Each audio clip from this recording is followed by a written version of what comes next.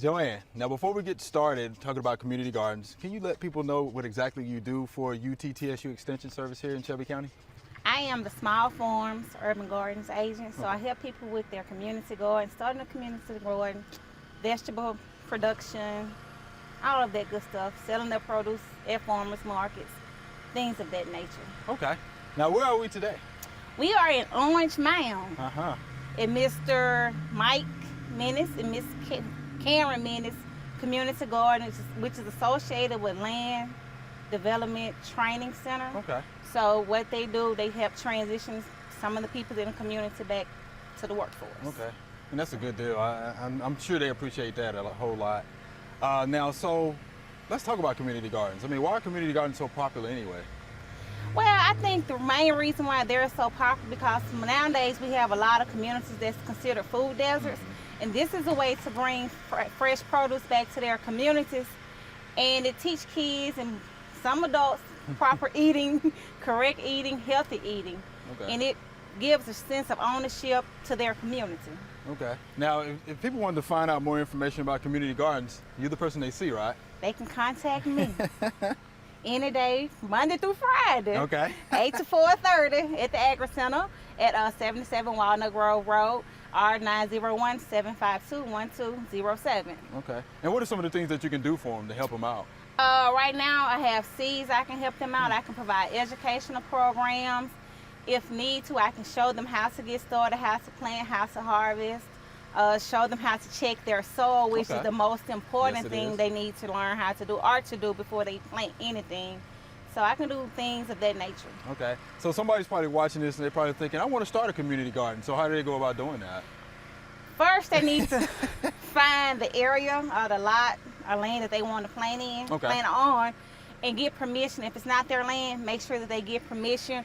And if it's not their land, once they get permission from the owner, get the history of the land so you can know that's what key. was there first, so you can do the proper soil testing, because not only you looking for nutrition, you need to see what other, maybe if it's chemicals in the ground, because if you grow in those chemicals, you eat it, you put it in your body, so you Right. need to test your soil and see if it's okay, but make sure you get the history of the land first. Okay, yeah, that's most important because a lot of the homes in some of your older neighborhoods, lead-based paint. Right. So there may be some lead in that area, something like that. And our labs don't test for lead. So I think there's a lab here in town that you can actually do that will test for lead, but that's real important. There's no doubt about that. Yes, and it is a lab here. It's called ALS. A&L, that's what it is. They would test for chemicals in the soil, Okay. so if you need them, contact them. But we also test it, but not for chemicals. Right. We're testing for soil fertility, right. and that's the best thing. Okay, so once they've done the history, the background check, then what's the next step? Actually, the next step is to get you a committee together. Put out flyer sign in your neighborhoods, your community centers, your church, or just have a neighborhood watch or neighborhood meeting in the front lawn. Let people know that what you're trying to do and get people to sign up. And of course, you may have this huge sign-in sheet or volunteers, but once it get hot, Which it will. they may slide off. So make sure it's small enough where you can take care of it by yourself. Okay. So you would recommend starting a community garden off on a smaller scale and then expand? Yes. Okay. And like I said, the reason for that because, once it get hotter, you have to see to a garden every day. It's Every something day. to be done. And when it's pretty hot in Memphis. Right. Yes, And it is. people may not feel like working out there in the heat. And it's all up to you because it's something that you started, treat it as if it's your baby because it is your baby.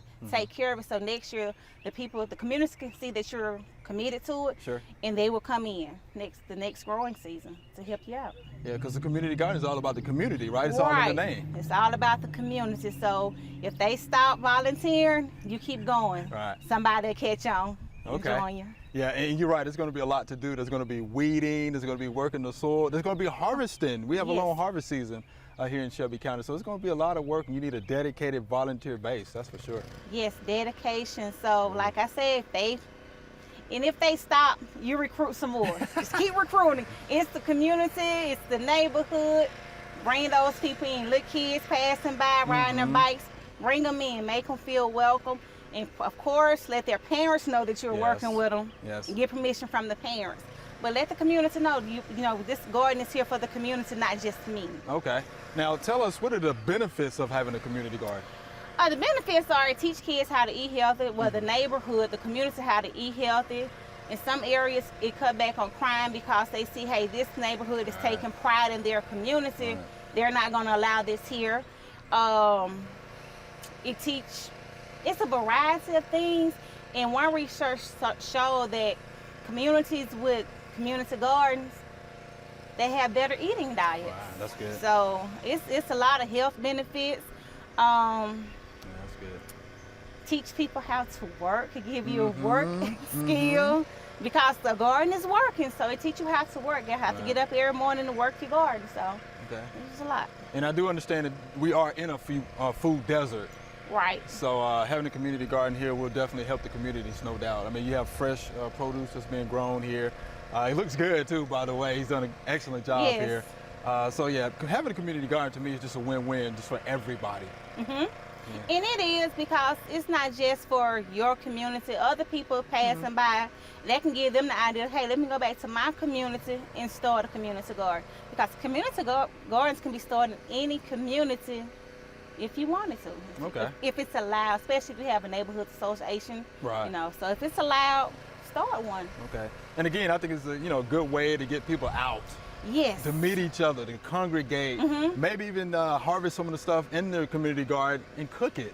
You have a cookout in your community garden. I think those would be some good things to do. That will be a great thing because in the community, you have more than one culture. So different True. cultures, you grow what your culture is accustomed to, and I grow, and we just come together and have, like you say, a cookout. Yeah, cookout.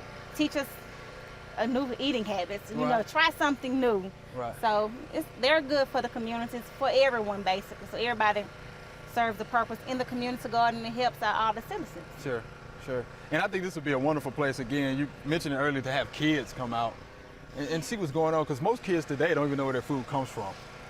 Right. So what a great educational tool for the kids to see what's being grown and say, hey, okay, you know that carrot you ate? It came out of the ground right here. Yes, and then you can pull the carrot out of the ground, wash it off, let them eat it fresh out of the ground. I think that'd be good. And it tastes so much better. And they will start liking it and start Right. eating more fresh fruits and vegetables as they grow older. And I think too, we can get more kids interested in agriculture. Yes. Because one of these days, we're not going to be working for Extension forever, right? So we Right. need some folks to come up behind us and to educate the public about, gardening. Yes. Sure. And that's all our children need, a little exposure to agriculture. It's not hard work. I mean, just to put them out there in the yard and say, hey, let's plant something. Even if you have to start your community garden in little pots, just I didn't think about that. start in pots Okay. and go and grow as you go. Okay. So So you can start a community garden for pots. How about that? if you have limited space, why not? Good way to do it. All right, thank you, Joanne, for that information. We definitely appreciate it. Thank you for having me, Chris. No problem.